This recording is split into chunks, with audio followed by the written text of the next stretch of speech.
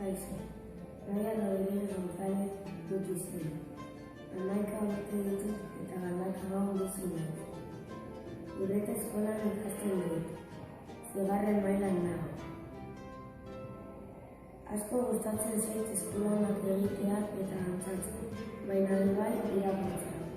Horregatik, lehiaketa honetan parte hartzea erabaki nuen. Liburua ipuin gutxitan deitzen da, eta Jose Antonio Arnazabalek idatzi du.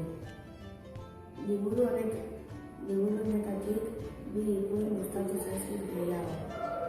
Gehien, Trena eta Obra zehazkan. Trena gidaria lokatu egin zen eta jendea pentsatzen zituzten bira eta bira ematen zituztela. Baina hori zen egia.